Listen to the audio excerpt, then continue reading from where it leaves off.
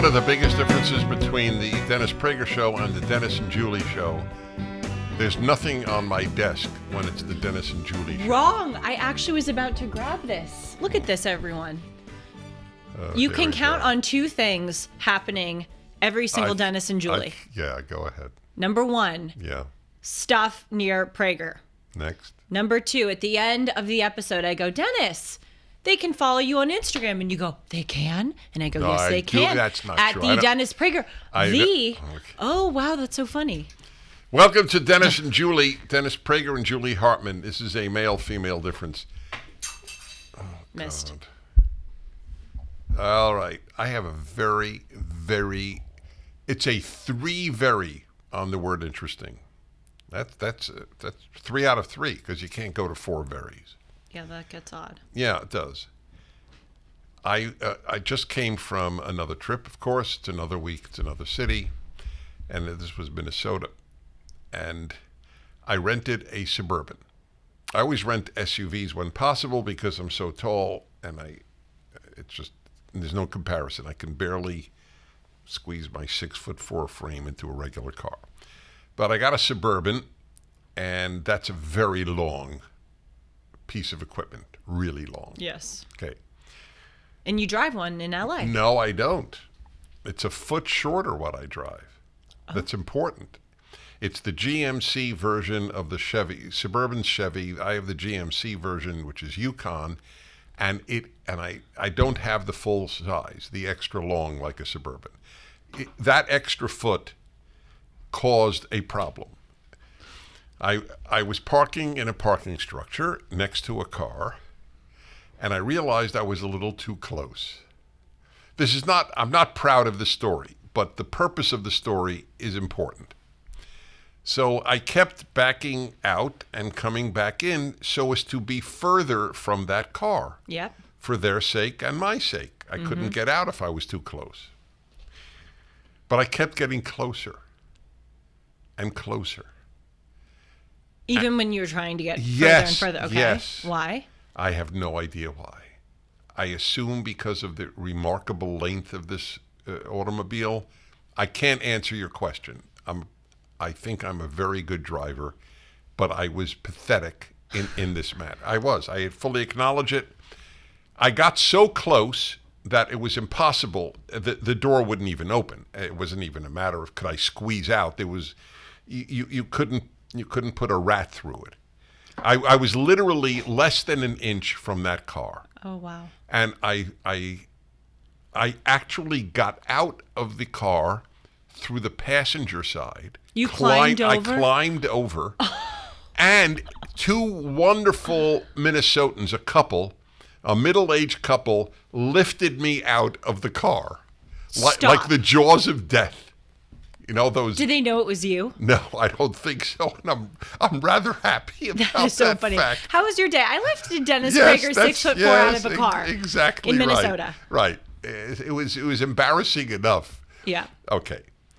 So it was clear that whoever owned that car next to mine was going to probably scrape our cars when they left. Mm-hmm. So I left a note. I am so sorry. I rented a car I'm not used to. I'm way too close. And please know, here is my phone number. Mm-hmm. Okay. So, as it happens, when we returned, Alan was with me in Minnesota. When we returned from our lunch meeting, it was somewhat hilarious. Alan climbed through the passenger side. Oh, my gosh. And then I directed the tires so that he would not, literally a half an inch, not go toward the car. But he still scraped it somewhat. He did a great job, but there was it was not possible. I was too close. So as it happens, I don't know how this happened. There was no scraping on the Suburban. I don't even know why. Wow. But there was white paint or whatever it would be. There was scraping on the back of that person's Subaru. Mm-hmm. I took a picture of it and I left then part 2 of my note. Well, you know, I ended up leaving and scraping the back of your car. Again, you have my number. So I'm going to read to you the text from this person. Oh no. Oh no. It's not good? it's not an oh no at all. Really good or really bad. That is exactly correct. I've had both. You are right. Well, that is interesting if you've had both. I want to hear. So here. Hi, my name is, and it's a woman's name. Okay. I own the Subaru you hit is a little overstated, but doesn't matter, in the parking garage. My email is, please feel free to either text or email me. Thank you for leaving the note. That was very nice of you. It's very sweet. Yes. So I am actually going to do an hour of radio on this question. So you, by the way, I love this about you. You take a moment in life, like scraping a car, and then you'll connect it to something macro. And big. This is to me big. Go ahead. I have two questions. What percentage of Americans who did exactly what I did would leave a note? Yeah.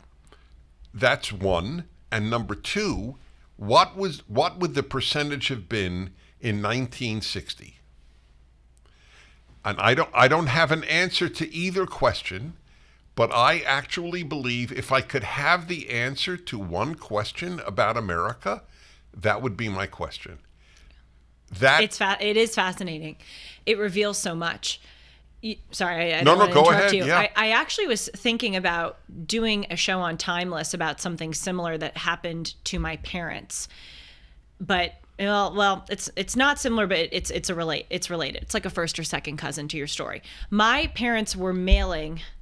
I was wondering. A first or second cousin. Yeah. Yeah, related, but so not then close. I realized I won't know till I hear it. Yes. Okay. Yes. So my parents were mailing about a month ago. They mailed a credit card bill. Mailed a check, to pay off a monthly credit card bill. Right. And it was a sizable amount. Thankfully, it wasn't anything enormous, but it was sizable and significant. And so my parents, especially my dad, he like never misses a deadline ever. We show up to the airport 5 hours before the flight. Yes, yeah. Literally the day before. So he gets a call from the credit card company saying, Mr. Hartman, you have not paid your credit card bill. And he was like, what are you talking about? I did. I mailed a check a month ago. Turns out someone fished the check out of the mailbox and white-outed the name of the credit card company and put a fake name and wired that money to her or his bank account instead of the credit card. You're telling me a whited out check will be accepted? Well, I think this person was extremely deft at like getting white out was just a. I see. Okay. Basically, They figured there are out a experts way. who do this. I get you. But the point is, and so wait, was it cashed? Yes, it was cashed. And so my parents are now in this process of trying to get the money back somehow. So your father left it in the family mailbox? In the mailbox down the street. In a U.S. post office? Yeah, yes. Down the street from our house. He walked down and mailed it. Somebody took it out of a U.S. post box? Yes. And we were talking with our neighbors. That's scary. It is scary. My dad, I know my parents watch. He is sitting right now yelling out, "Thank you, Dennis." It is scary. He told me, Julie, you should really do a show on this because he actually said something really similar to what you just said. I don't think Americans would have done something like this 20 to 30 to 40 years ago.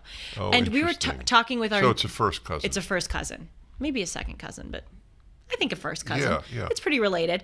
We were talking with our neighbors about this, and they said that they have noticed that in our neighborhood, that in certain mailboxes, there's like silly putty or there's like sticky stuff on the inside. If you reach down a little bit, you'll feel like sticky stuff, and that's how people catch letters, so that it doesn't fall all the way down. You mail it, catches the sticky stuff. They pull it out, check if there's a check, and then steal it.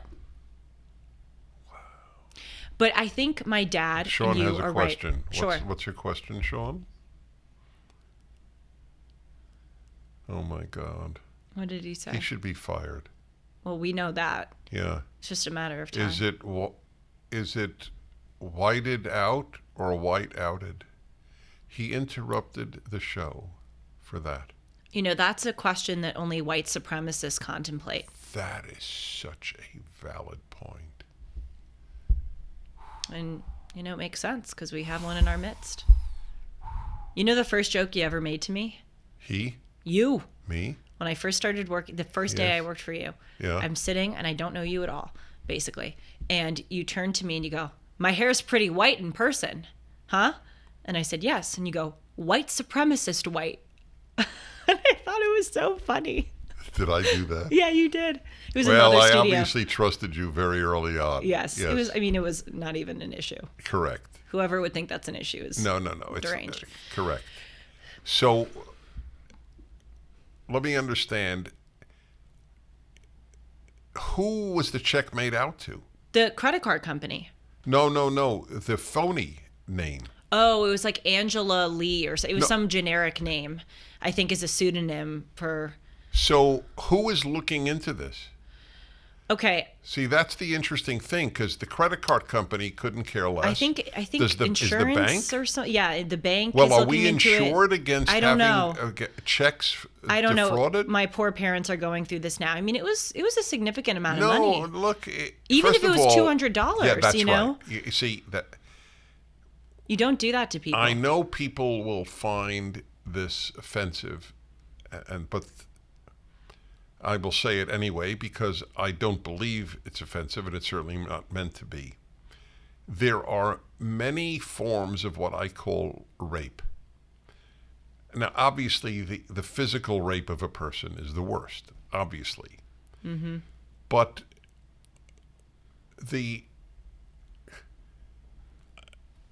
what is it about a rape? Let's say the woman, I mean, I know this is really getting into stuff you shouldn't talk about, but it's the stuff you shouldn't talk about that people should talk about, because then you understand life better.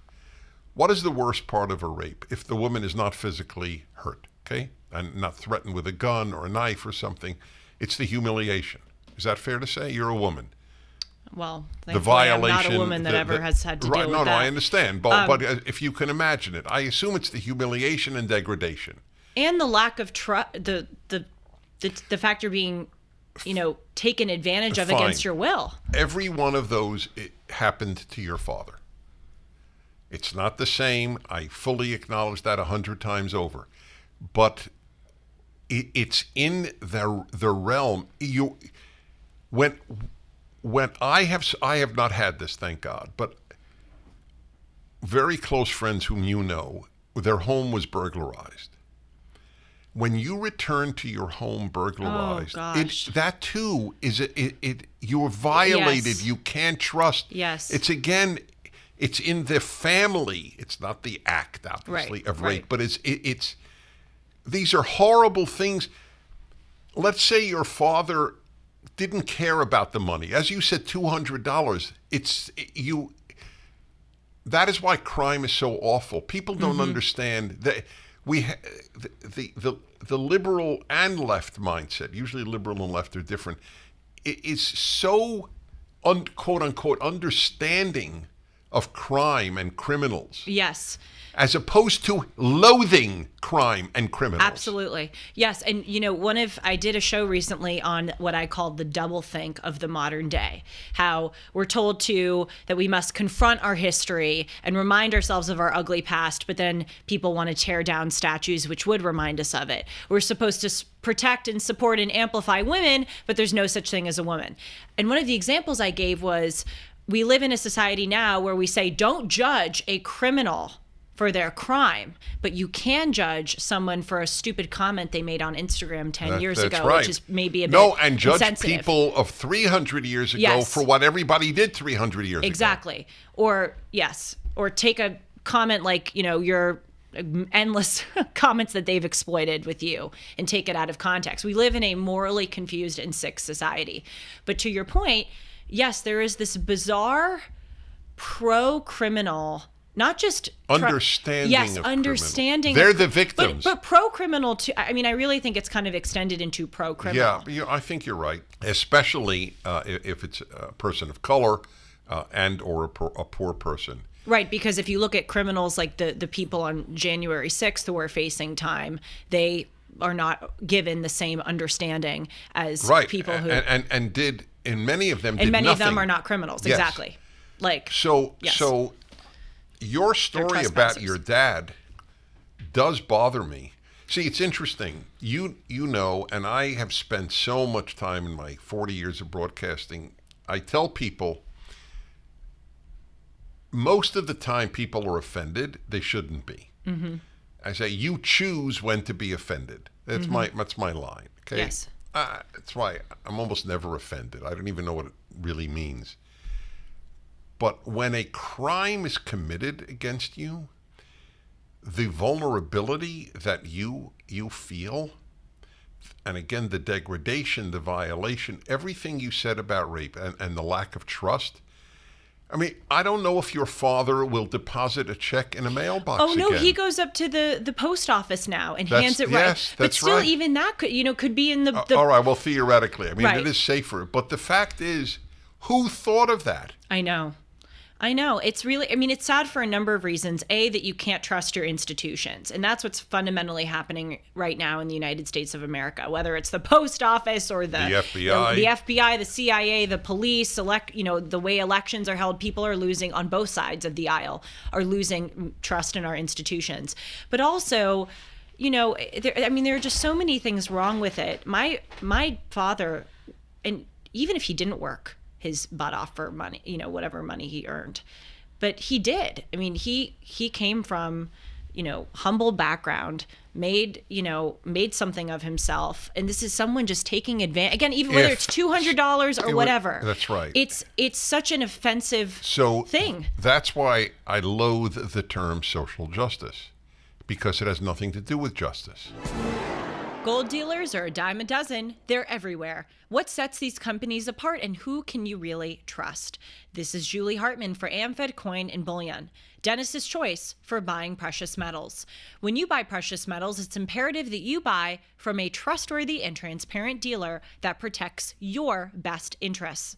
So many companies use gimmicks to take advantage of inexperienced gold and silver buyers. Be cautious of brokers offering free gold and silver, or brokers that want to sell you overpriced collectible coins, claiming that they appreciate more than gold and silver. What about hidden commissions and huge markups? Nick Rovich and his team at AmFed have always had Dennis's back. Nick's been in the industry for over 42 years, and he's established a reputation built on trust, transparency, and fair pricing. If you're interested in buying or selling, call Nick and his team at AmFed Coin and Bullion. 1-800-221-7694, AmericanFederal.com, AmericanFederal.com. The social justice warrior, let's say it was a poor black guy who did the stealing. Yes. Like, I have no idea who did it. I'm Right. just saying, let's say. And your father's a quote-unquote rich, which he's not, I understand, but he's upper middle class. Right. Rich white guy. Yeah. The sympathy, if social justice goes to the poor black guy, in justice, Yes. it goes to your father. Exactly. Exactly. Justice and social justice are usually opposed. Well, it's an oxymoron if you think about it, because the whole point of justice, to your analysis, is that it's individual. Social means beyond the individual. So social justice doesn't make sense, because the whole point of justice is carrying it out on an individual, not social level. Good point. It's just, I mean, I have on Timeless, I do these episodes where I talk about the contradictions or the doublethink or the Orwellian nature of modern society. And we see these slogans like gender affirming care. Gender affirming care is gender denying abuse. Okay. Right. Like, gender affirming care would be, especially when you're a boy and you think you're a girl? Well, let me affirm your gender. You're a boy. Right, exactly. That's it's the opposite of gender It's affirming. the opposite, exactly the opposite. And in the case of children, Yes. it's abuse. Orwell would be shocked. He would be shocked. But the point is, we have so many of these examples of these terms, like social justice is another, where it just doesn't capture what really is going on. And So I want to get back to this. It was a superb. Obviously, I got riveted by this discussion with your father's check. By the way, I want you to keep me apprised. I will. I'll keep all of you apprised. I would like to know what happens What's in the such recourse? a case. Yeah. Yes. And it's just a needless headache. They have so much on their plate, and now they have to, chase down this this money and try to get some of So it there's back. no video, obviously, No. in that street No, corner. it's horrible. And you know what? This is a moment where people are going to go, she's a Prager proselyte. Proselyte. What's the Yes, word? proselyte. Proselyte. Why? Sean, edit Why? out when I said it wrong. No, Just keep I'm it in. kidding. Yes. Why? Because with what I'm about to say sounds very Pregarian, and I think it's a great thing that I've internalized it. This is the consequence of a secular society. I can promise you that whoever stole my parents' money does not believe in God. Just as I can promise you. Well, no. I know exactly what you're saying, and you're 100% right. saying They may incorrect. well believe in God. Oh, I see. They didn't go to church that Sunday. Secular is not religious, not atheist. It's really important for us. Hitler thought he believed in God. He doesn't Very believe. good point, This yes. guy doesn't believe in the God of the Bible. Right. He believes in the Well, God he he truly manufactured. doesn't believe in God. That's what I mean is that he Well, truly he doesn't believe in a God. moral judge. Right. That's clear. That's why I want I want billboards. God judges you. I know. They're more effective than God loves you. I agree. If I could say one thing right now to someone who is anti-religious, who thinks that religion is antiquated and oppressive and basically does nothing, I would like to say this to them. When you take away a judging God, and by the way, people who are anti-religious go like, well, how do you know if it's real? Even if it isn't real, God, the Bible, religion has a utility. Above all else, it has a social utility, which is what we all talk about, wanting harmony. Believing that there is a judging God affords you the maximum amount of harmony, because when the state won't cut in and effectively punish people, or when the state can't catch some criminals, the one thing that will keep that criminal from committing their crime is if they believe that the man upstairs will judge them in the end. And when you take that away, what is the incentive to curb your impulses? This is worthy of the rest of this D&J as far as I'm concerned. So first, you may not know this, Voltaire was the great French Enlightenment thinker who was an atheist. Yes. But it's a very famous phrase, and I'm paraphrasing. I want my housekeeper, and listed everyone in his life. I want them all to believe in God. Well, that's your brilliant insight. Last D&J, I said to you, what would be your one sentence pitch for people as to why they should be good? And your answer was you want everyone else to be good in your life. That is the thing that you most want of others. So you're it's only fair for you to practice it yourself. Right. But he was intellectually honest enough Yes, to say, exactly. I don't believe in God, but if the world didn't believe in God, it would be moral chaos. We're seeing it. So now it's like the perfect, I can't believe, is like we had set this up. Which we didn't. No, we never do. Never. So the segue back to my story of my leaving the note on the woman's car. Yes. I didn't know it was a woman, on the person's car. Right. So I told you I intend to devote an hour on radio. I want to hear what people have to say about this. So I have so many questions. The first one was, what percentage of Americans would leave a note if they damaged a car and no one saw it, obviously? Second, what is the percentage today versus 50 years ago, 60 years ago? Maybe both are unknowable, but I wish I could. But here you'll love it, because I admit this is me. So I also ask another question. Why did I leave a note? Why did you? That's not easy. Well, as you said, also last D&J, we don't always know people's full motives. Including our own. That's why motives don't mean a damn thing. Only actions matter. That's my big lonely fight in life, where both secular and religious people are preoccupied with feelings and thoughts and motives. I'm preoccupied with actions. Yeah. So I want to, but look, I did the action. Right. So the question is, why did I do it? So, okay, I didn't think about this. It comes utterly spontaneously to me. Why do you think I did it? I think you did it because you believe in a judging God who will punish you. I know punish is a strong term, but there'll be consequences for you if you don't do it. And I think that you have so trained yourself into making your modus operandi of doing the right thing that it wasn't even in consideration to you that you wouldn't. So, okay. That's why I told you this is so rich. I debated Alan Dershowitz 20 years ago on the radio, before Trump, before he was hated by liberals. I interviewed him on your show about a month ago. And good for you and good for him. And he said to me, it was very interesting. I obviously remember it from a long time ago. He said, "Dennis, I respect you," which he does. That was given, but he prefaced it, you know how much I respect you and so on. But nevertheless, I think I am, at least in this sense, a better person than you, because I will do the right thing even though I don't believe God will punish or reward me. Fascinating. And that is a very common atheist or agnostic argument against the argument you just offered or I offer. And I've been thinking about it for 20 years.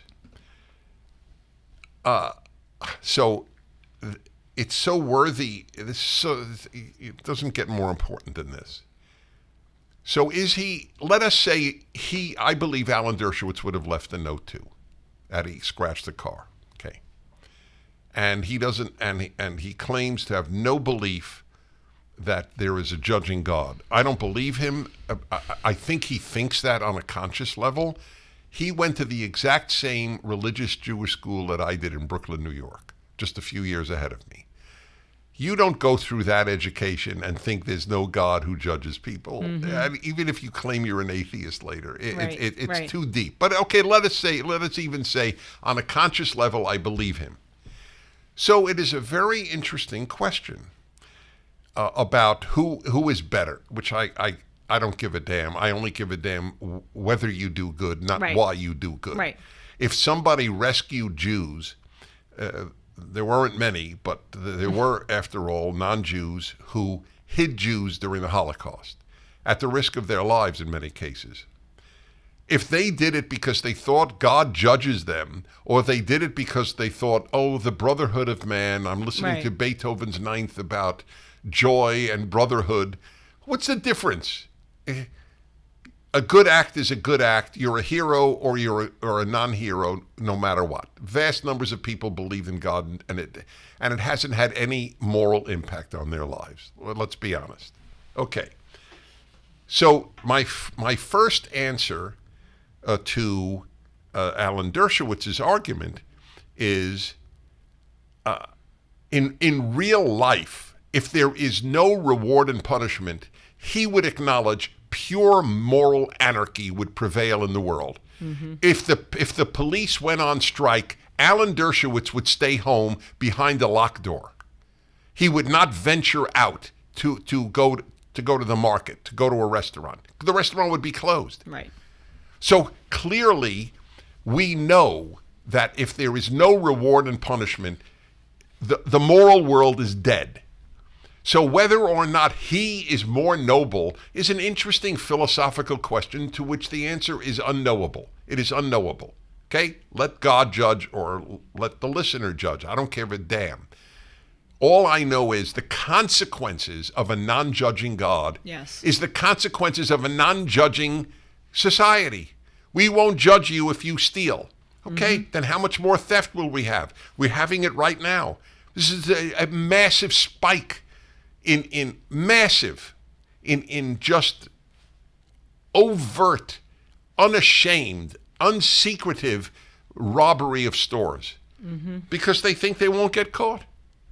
Oh, they're actually bragging. The thing that's so offensive about those robberies are not just the fact that these individuals are stealing, but they're doing it in broad daylight. They're not trying to even conceal their identities. They're just doing it, I think, as a major FU. I know that you will not prosecute me. I know that I'm going to show And you they're my right. face. And I have they're no, right. and they're right. They're totally right. Like, but I think it shows the utter, because at least when I mean, robbery's never okay, but at least when someone robs the store at night with a hood, there's some shame almost about it. There's even if it's like or one fear drop of or getting caught at fear, least. there's almost a little bit of respect for society demonstrated because you fear that society is going to go after you and catch you. When those people are just walking in broad daylight, they have no respect or fear of society. Well, many of them are wearing masks, to be honest. A lot of the videos I've seen, a lot of them aren't. Is that right? Yeah, you can see their, you can just see their faces. Well, that's true. It's mixed. In broad yes. daylight. No, I understand that.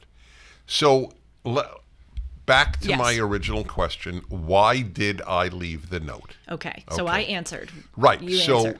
so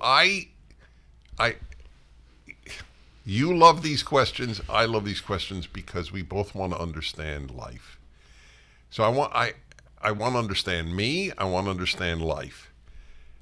I want you to know that there is a non-God related answer when I analyze to the best of my ability, and none of us has a perfect ability to know our motives. It's not possible. Mm-hmm. You can know many, but not all. One of them, I think you'll find this fascinating. And I go back to high school. I led a campaign in my high school, you know this, against cheating. I was on the honor council at my high school and college at Harvard. Really? Mm-hmm. I believe it, needless to say. So I remember that there was an absolute religious reason. I thought God said, do not steal, and cheating is stealing. But I remember that at least as powerful, and I'm dying to get your reaction, was... I know what you're going to say. What? Dignity. Yes. Why, had I told you this? We've talked about it.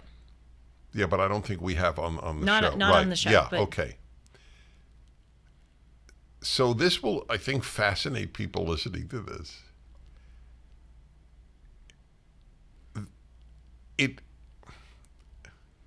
It bothered me in terms of my self-perception. Dennis, are you going to really cheat on a test? I so didn't see myself as someone who would do that. I felt it, as you just noted, it degraded me. Does that make any sense to you? Absolutely, it does. And I've contemplated it myself because my sense of dignity has always been something very strong in me and important to me.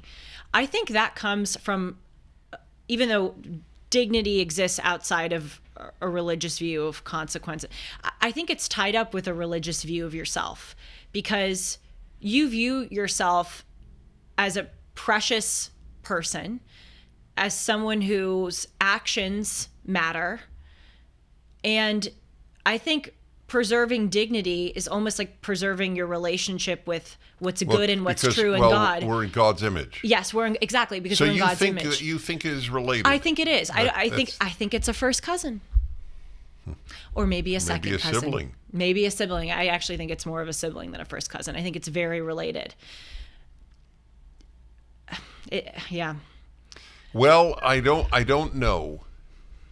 When I didn't cheat, I wasn't. But again, I was going to say I wasn't preoccupied with God when I wasn't cheating. But it's an intelligent comment you make, because they're both huge factors. I remember one of my arguments to they were all Orthodox Jews. It was a yeshiva. And I remember saying to my classmates, said, hey guys, I have this image that we're taking a Torah test. And one kid looks at the other and goes, what's the answer to number 6? Thou shalt not cheat. Thank you. That's funny. Isn't that good? Yes, it is. I came up with that. And, so there was always a religious aspect. Yes. But there was, forgive me, No, there please. was, at least not on a conscious level, a non-religious aspect. Understood. I could not have driven away from that car and lived with myself. here's the killer. What if I were certain there was no God? I mean, it was proven to me. I don't think it's not possible, I admit, but let us just imagine it for argument's sake. I still think I would have left the note, because I have so structured my self-perception as a decent human being that I couldn't fracture it. I want to tell you about a book that Dennis says has been one of the most influential books in his life. It has been re-released, George Gilder's Men and Marriage. George Gilder, who I interviewed on my show Timeless, has been clear about the stakes for the family since 1974. 50 years later, the need of the hour remains. Men that take responsibility for themselves. Men who love their wives. Men who raise their own children. Men who tackle the workforce, motivated by their family and the needs of others. Without fathers, our civilization will sink back into the Stone Age. We must bring dads back or else. Get your copy of George Gilder's classic book, Men and Marriage, today at dadsareback.com. If Dennis recommends it, it must be a great read. Civilization needs strong men. Without dads, we're toast. Get George's book at dadsareback.com. Oh gosh, okay, I have so much to say to this. First of all, I don't even know where to begin. I really do think that it comes from a religious point of view, because if you view your existence as insignificant, then your actions are insignificant, whether they just affect you or they just affect someone else. If you just view yourself as a materialist bundle of cells and you only have a finite amount of time on this earth and you should just use it for your gain or for your pleasure, you're going to be more likely to cheat and to behave in ways that are not dignified, because you kind of think your existence is a big effort, if that makes sense. I think a religious point of view, the thing that I love so much about religion, and I really can't thank you enough because you are the person who brought me to this and demonstrated to me how powerful it is that on the one hand, literally in the Bible, in the first few chapters of Genesis, you are Adam, or human in general, is told that they are both made in the image and likeness of God and also dust of the earth. That's an amazing thing, and that's a necessary combination. If you think all the time that you're in the image and likeness of God, you'll come to see yourself as more important than you are. But if you just view yourself as dust, then you're going to be more likely to behave in ways that are dust-like because you think you're dust. But religion, I think, keeps you humble, but more than anything else, it gives a meaning to your existence. You were individually made and chosen and created in God's image and likeness. And so what you do with that reflects on your creator. What you do with that is, ripples to everyone else. And I think people who have the greatest sense of dignity and self-respect are the ones who view their existence as consequential. Not that they're put on this earth to be the next king and queen or CEO or whatever, but truly view, again, their existence as having moral, cosmic consequence. And I think back, forgive me, dear audience, for making it about me for a moment, but it's interesting for me to compare myself to you, because you say that you had was it yeshiva? Is that the right name? Yeshiva education that endowed you with a religious view of the world, even if it wasn't always conscious. I didn't really have a religious upbringing, but my parents, I think, suffused Judeo-Christian religious values into my upbringing without packaging it as Judeo-Christian. And a lot of it was my birth story. I was born from a surrogate mother. My mom couldn't bear children after having my two sisters. And it took my parents many, many years to find a surrogate. Several surrogates failed in carrying the child. And my parents always told this birth story as really almost like a biblical religious thing. Not that I was like Christ or the Messiah, but just that God facilitated a miracle here. That despite all these odds and all these impediments, God gave you to us through this woman, which was such a miraculous thing, and we are so grateful. And so growing up, I sort of had this idea that I was a child of God and that God wanted me to be on this earth. That's what religion gives you. That's what my parents, suffusing religion without packaging it as religion, gave me. And I think that gave my sense of dignity that you also had as a kid with your religious upbringing. That's a long-winded way of saying I think a religious viewpoint facilitates this. So you just any of that make described sense? totally. You Okay. just described, and I'll make it even clearer with this comment. You just described the crisis of religion. A lot of good people who had religious backgrounds kept the values without the package. And it's photocopy ethics. Yeah, but well, yeah, all right. That's your way of saying Cut flower the ethics. tenth photocopy is not Yes. as clear Yeah. as the first. But I think that's true. Although with modern copying machines, it might not be as true as it was once. But the real analogy is the cut flowers, which is not mine. I got it from Will Herberg, who got it from somebody else. By the way, you should read Will Herberg, Judaism and Modern Man. Blow your mind, whether you're Jewish or not. And you're not. It's hard for me to remember you're not. I know, because Shabbat. Yes, and exactly. All we talk about Torah. The analogy is, of course, when you cut flowers from their soil, they seem to live.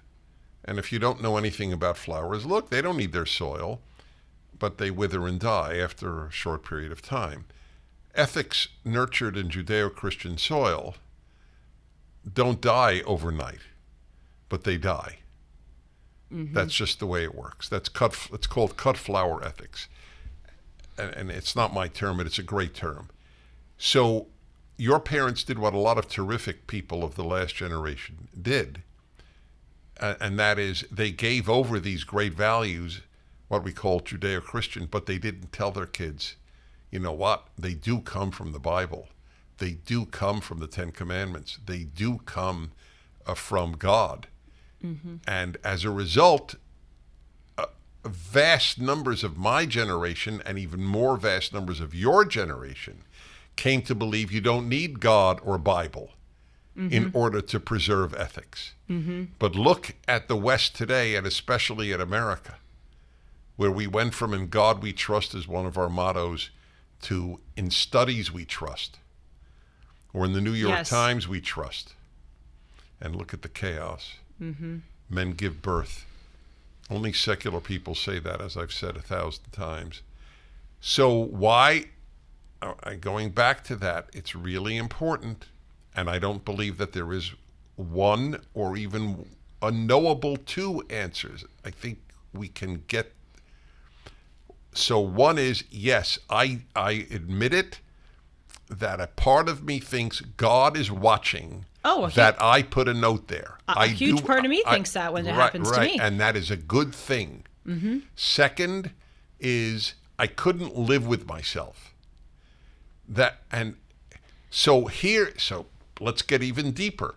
How do you make a person who can't live with him or herself if they do bad? How do you produce such a person? Yeah. Well, that's of course A lot of it is nature, question. to your point. Yeah, A lot of it is which nature. Which is depressing. It is depressing. Most people, okay, answer my first question. Neither of us knows the answer. Right. Guess. How do we create people who wouldn't live with themselves? What percentage of Americans would leave a note? Oh, gosh. It's a shot in the dark. Totally. I know. 25? Okay. We both believe under 50. Yes. That's right. Oh, yeah, under 50. I don't think it's 5%. I think Oh, more. no, I agree with you. But I think people would probably do it because they would think that there are surveillance cameras. Oh, and all that's that. interesting. Yeah. How many would do it for moral reasons as opposed to there's a camera? Or any reason, psychological, moral, I habit. think 25%. Maybe more, maybe 30. I don't think 50. So when I raise this, the beauty of talk radio is I'll get answers like, give me your story where you hit and no note, or where you hit and there was a note. It's unscientific. It's just a handful of people who could reach a radio show, Right. but it will still be interesting to me. And what about my other question? What do you think 60 years ago? Oh gosh, how many? Over 50. That's what Maybe I think. 65%. Yes. May I cut in? I know it's a little, to use the analogy again, it's like a first cousin of what we were talking about. I sort of want to go back just for a moment to this thing I was developing, however articulately or inarticulately, about how your sense of dignity comes from, I think, a religious view of yourself as having an existence of consequence. I really want to kind of explore that and hammer that home for a minute, because people who don't view, you talk a lot about how we have too big of a self-esteem culture. And I agree with you, but human beings need to have the right kind of self-esteem. That's right. They need the religious kind of self-esteem to feel like they are in the image and likeness of our Creator. And I think a lot of what we are seeing now is that people, in addition to not believing that there's a judging God who will levy consequences at them for their behavior, I think they also just don't think that their existence matters. They don't think doesn't. Right. They don't think there's anything special about them. That's the point. And I'm not saying special like snowflake special. I mean like I am a human being and I have worth and I have dignity and what I do matters. We are seeing a total collapse of that in society. And apropos of our criminal discussion, the thing that to me is very insulting about the left's view of criminals is that by legitimizing and giving a pass to their crime, they're actually in kind of another language saying, I don't believe in you as a human being. I don't think that you have worth. I don't think that you can better yourself. It's like indulging the worst part of that person. Mm-hmm. When I see a person committing a crime, if I were, leading a program in a prison to try to better, I wouldn't feed the leftist sludge, oh, this pushed you to commit your crime. I would go, no, you are a human being. You were created in God's image and likeness. You are better than this. I believe that you can be better than this. This is succumbing to animalistic behavior. You are more dignified than that. And make them feel more special as people. So your point, I totally agree. Self-esteem in and of itself is neutral. Well, that's what you're saying. We have so much good self-esteem right. and worthless self-esteem. In some ways, we have a society that is overdosing on self-esteem. Yes. But in the critical ways, we actually have a society that has a huge deficit of it. You don't think highly enough of yourself yes. that you won't steal? That's another contradiction of the modern world. Right. I agree with you. People think that they're grandiose enough to break the law. Did I ever tell you my Angola State Prison story? No. Oh. Angola State Prison. Yes, it's the largest state prison in America. It's in Louisiana. Oh, was this whether you didn't know whether to shake the hand of the... Yes. Yeah, when I read it in one of your books. I went into death row. Wow. How did that come up? How did that get arranged? I was invited to meet with the governor of Louisiana and visit Angola State Prison. And the reason Angola State Prison, it's the largest state prison, and it was the bloodiest. A vast amount of murders happened there. In the prison? Yes. And they brought in Burl Kane, I think was his name, the warden, who was a Christian. And he used Christian biblical principles to change the prison. Did he? Effectively? No murders. He made it, I think it went from the bloodiest prison to the least bloody prison under his rule. This is a very important story, actually. He is very interesting. He banned cursing. The guards couldn't curse, and the prisoners couldn't curse. He put them all, and you didn't have to, but everyone was given the opportunity to get ordained as a minister by studying intensively in the Bible and religion to become a minister. So much so that my wife and I, walking amongst murderers, mostly murderers. Sue was with you? Sue was with me. Wow. Walking, we felt safer there than in downtown LA. Yeah.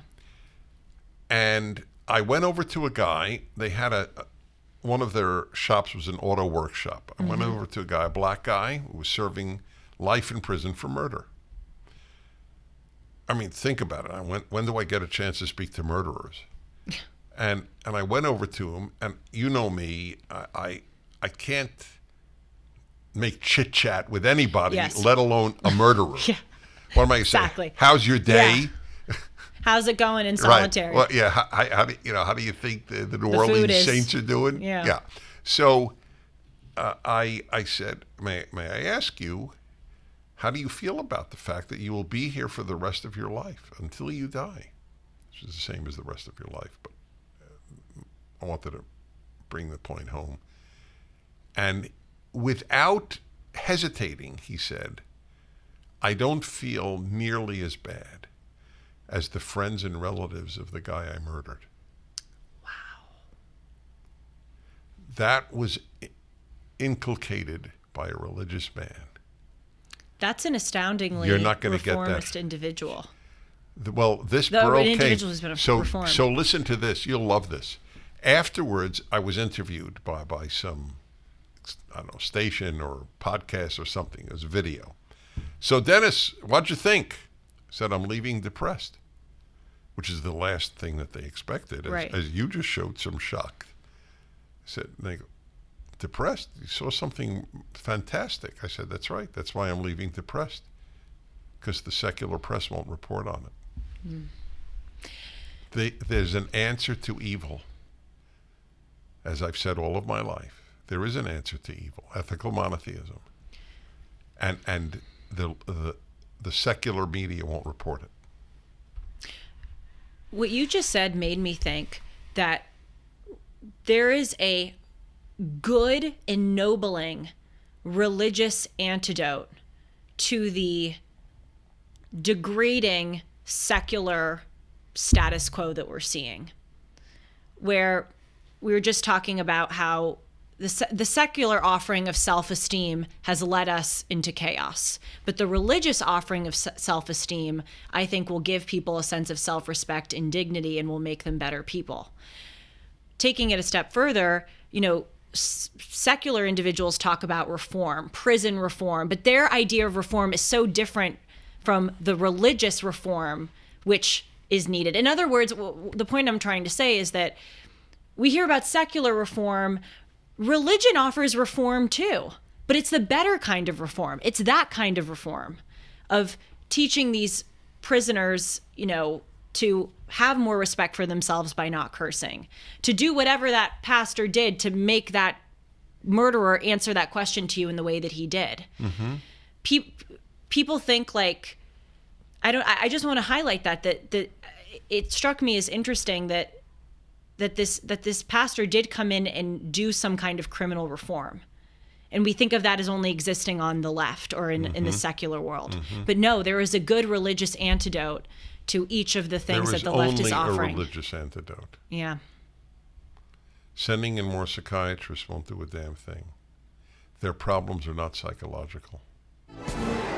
Mike Lindell has a passion to help you get the best sleep of your life. He didn't stop at the pillow. He also created the Giza Dream bed sheets. These sheets look and feel great, which means an even better night's sleep, which is crucial for our overall health. Mike found the world's best cotton called Giza. It's ultra soft and breathable, but extremely durable. His latest deal is the sale of the year. For a limited time, you'll receive 50% off of the Giza Dream sheets, marking prices down as low as $29.98, depending on the size. Just go to mypillow.com and click on the radio podcast square and use the promo code Hartman. There you'll find not only this great offer, but also deep discounts on all MyPillow products, including the MyPillow 2.0, the mattress topper, MyPillow kitchen towel sets, and so much more. Call 1-800-566-6745 or go to mypillow.com and use the promo code Hartman. I wonder if that person thinks that he will go to hell. If he's a Christian and truly... I certainly didn't ask him that. And, right. Why? I don't know. Well, I have no answer to that, and I want to explain why. See, there is ultimately the only unforgivable crime in my religious view, based in my religion, Judaism, which holds that the only way to be forgiven is by the victim. If I steal from you, then if I pay back what I've stolen plus a fine or interest, whatever it would be, and I apologize and you forgive me, then and only then will God forgive me. That is the Jewish, this very rare, I will say, the Jewish view. There are a million Jewish views. So, but since the victim of murder cannot, by definition, forgive you, I don't know how you are forgiven. I'm not saying you're not or can't be, but I don't know the answer to that question. That's how bad murder is. Yeah. The victim can't forgive you. And if God doesn't forgive you unless the victim has, on the other hand, it's hard for me to believe there's no possible road to penitence for a murderer. So I don't have an answer to you, but I do know it's a question. You know, for all that I read your Torah commentaries and talk with you about religion, I did not learn that about Judaism until I was at your Yom Kippur services like a few weeks ago, and you said it, that in Judaism, a person can only be forgiven for their crime if the victim forgives them, then God will forgive them. 2 questions for you. Where does that come from? And doesn't that kind of dethrone God by saying, like, well, the person has to forgive before I can give my consequences? Good. So where does it come from? Well, unlike Protestantism, Catholicism and Judaism are more than the Bible. There is post-biblical religion. Talmud and... That's the Talmud and of the course... rabbinic writings. And in Catholicism, the church teachings and so on. So the only religion that I know of that is sola scriptura, only scripture, is Protestant Christianity. But even there's been so much obviously taught on the basis of Bible. And not even Islam, because they have the Quran and they have hadiths. Especially not. Yeah. Exactly. Well, that's analogous to the Talmud. Right. Okay, so that's one answer, but there is a biblical answer. All of the sacrifices are for sins against God. You can't bring a sacrifice to atone for stealing, let alone murder. Okay. In fact, do you know there is a law? I always do it in the Hebrew first, so there's always hesitation. Do it in Hebrew because then I have to try it. From my altar, you will take a murderer to die. He cannot come into the temple and say, I have sanctuary here because it's the temple. You will take him from the temple, from the synagogue, from the altar, and take him to trial, and if guilty, execute him. Tikachenu lamut, you will take him to die. Okay. The murderer. Right. Now, does it dethrone God?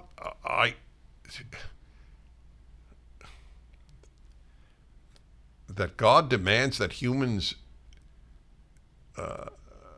be the only conduit to forgiveness in crimes committed against them, I think it ennobles God. It reinforces my belief that God, more than anything else, wants us to be good to each other. I would have a very hard time, to be honest. I would have a hard time with the God who forgave people their sins against other people. Really? Without the other person forgiving. And by the way, he's supposed to forgive if the person is sincerely penitent. But well, let's work through a scenario. Okay, so let's say you rob a store and take the store owner's like every life savings and possessions, etc. The store owner, till his dying day, never forgives you. But you, the robber, have grown up, really seen how wrong you were. And made restitution to the owner? Made restitution. And asked for forgiveness? He should forgive you. Well, let's say he doesn't. Okay, no. I said in my scenario, you are expected to forgive sincere penitence and restitution. Okay. So, yes, then God can indeed forgive. If there is a recalcitrant victim, I mean, look. But that doesn't make it. You say that the person ought to forgive. Yes. But they may not. Okay. And so by God's law, if that person doesn't forgive, then God doesn't forgive. Then they're unjust. Are they? The one who doesn't forgive? Yeah. If you rob my store, you come back to me. You say, how much did I rob? Here is what. What if it was 40 years later and you had to work, for 40 years and build your rebuild your business and take care of your family? You know what? I don't have an answer. It would seem to me that's a very, very tough one. No answer is perfect, though. Do you really want a God who forgives what you've done against other people before you've even asked for forgiveness from those other people? So for the 40 years, let's take your tough scenario. The 40 years that the guy has suffered and the guy has not been penitent, 40 years later he finds God. And so for those 40 years, God should have forgiven that guy? No. What I'm saying is once that person found God, once he sought to make it right with the owner, once he went through this transformation, then I think God ought to forgive him if the owner doesn't. I understand. Only God has perfect justice. Right. The 40 years of pain because he lost all his money in that robbery, let's say. Well, I mean, let's take it worse, You're beaten and rendered quadriplegic. Yes, yep. And then the guy comes, I will buy all your wheelchairs. Yeah. See, that's why I think. Okay, that's why we have to. You are concerned with how is that guy going to get forgiven.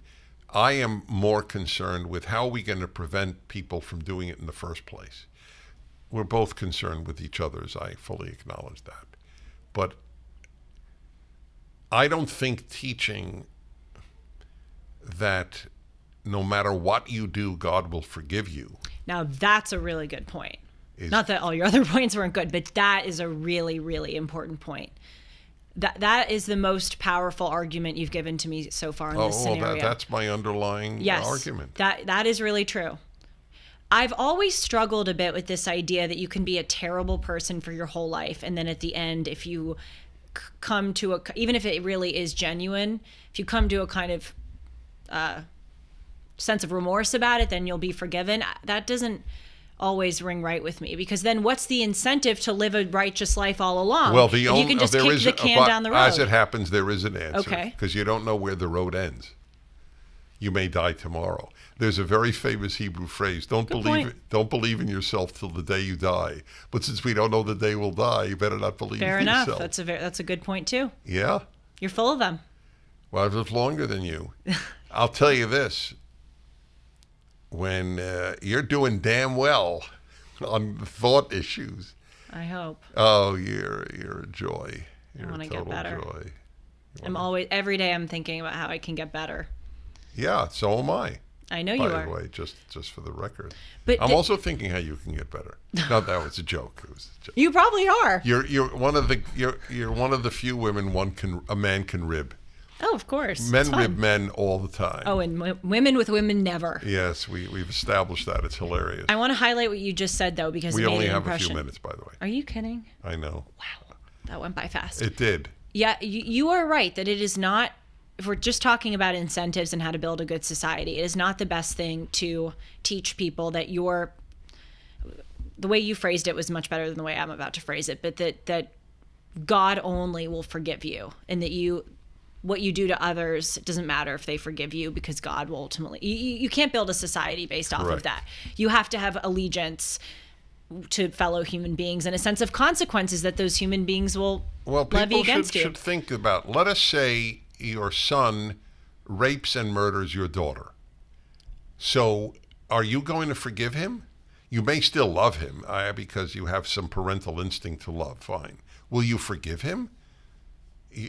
So God is our Father in heaven, and whatever we do to another human being is as if we did to another one of his children. God is, in my view, I think logically, if he is our Father in heaven, which I believe he is, he knows how bad it is when one of his children hurts another one of his children.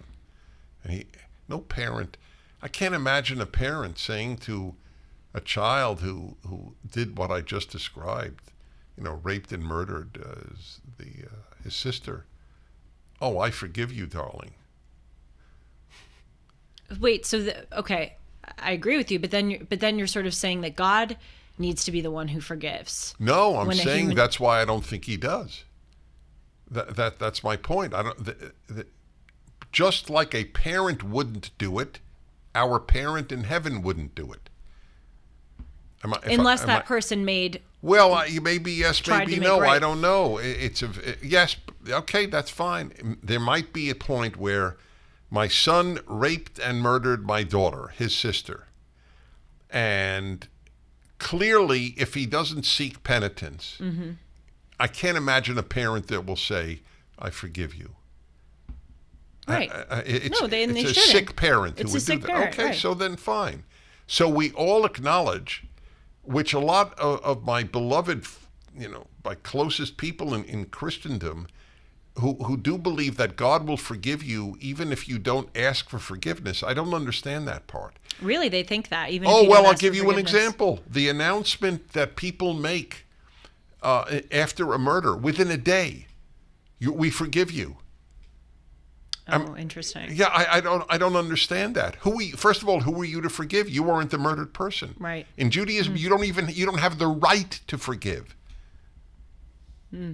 Maybe God will, but you, who are you? I torture you to death, and then your best friend forgives me? Yep. It's bizarre. So to come full circle with a question you asked. By the way, I wrote about this in the Wall Street Journal in the 1990s. Really? Yes, after a school shooting, there were signs put up the next day by students, Christian students. We forgive you, so and so, and we love you, whatever his name is, the murderer. And so That seems kind of lefty. Well, almost. I happen to agree with Yeah. you. And the Wall Street Journal published my piece on it. You could find it.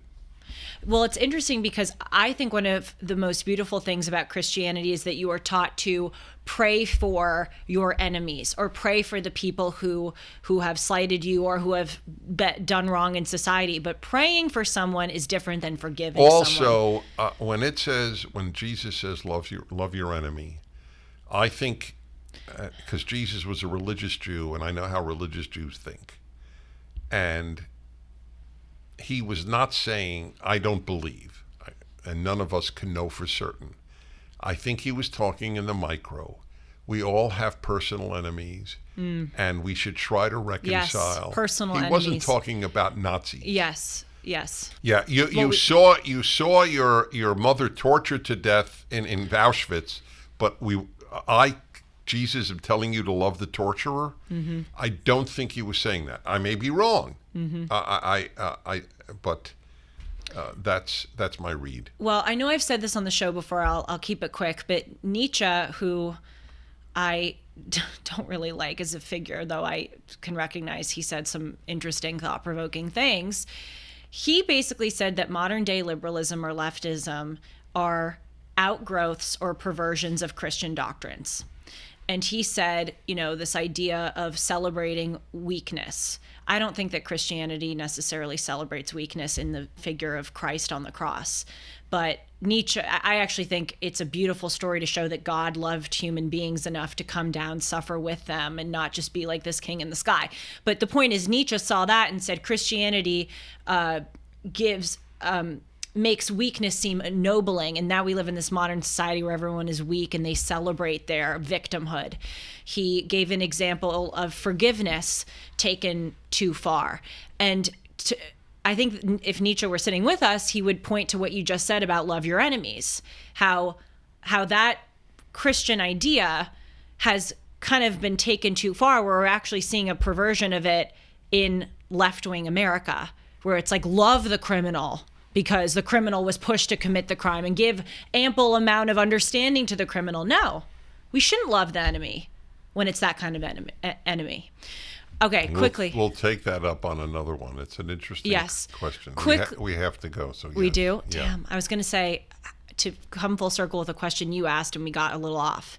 How do you create people who think that they wouldn't be able to live with themselves if they didn't put a note on the car they scraped? Perfect ending. Perfect ending. Yes, because you went right back to the beginning. I know. So do you have a 5-second answer? My 5-second answer is the 10 Commandments. Yep. God wants you to leave the note. It's pretty damn powerful. But how do you convince people that God... Well, first you try to convince them. We haven't. Yeah. Yes, we haven't even tried. We live in the secular age. Secularism never breeds wisdom. Never. There is no secular institution with wisdom. So they have believed that we could get rid of God and still keep do not steal and do not murder. They're fools, and fools cause more damage than anyone. And on that happy note, tell everybody how to contact us. You have such good endings. You have good beginnings and middles too, but you know how to wrap it up. You can reach me at julie@julie-hartman.com, which is really the same thing as reaching Dennis, because I forward emails to right. Dennis. Oh, we should discuss some of them. Fascinating stuff. Oh, I haven't even showed you some recent ones. So Yeah. I'll show them to you after. So please do email me. I love hearing from you. You can also follow me at Julie R. Hartman on Instagram and Twitter. And because we talked about it at the beginning of this episode, Dennis, what's your Instagram? I was looking at you on the screen, so I have no idea what you said. Oh, right. Good cop out. Thank For you. the sake of time, I'll tell you that it's at the Dennis Prager, because I'm with the Dennis Prager. So please do follow us, and you can catch Dennis and Julie every Monday on this channel, 1 o'clock Pacific, 4 o'clock Eastern, and of course you can listen to it anytime on Apple and Spotify, and go back and listen to the 82 or whatever previous episodes we've done. They're good. That's Shalom. right. They're really good. Even I'll say that, and I'm hard on us. They're good. Shalom, everyone.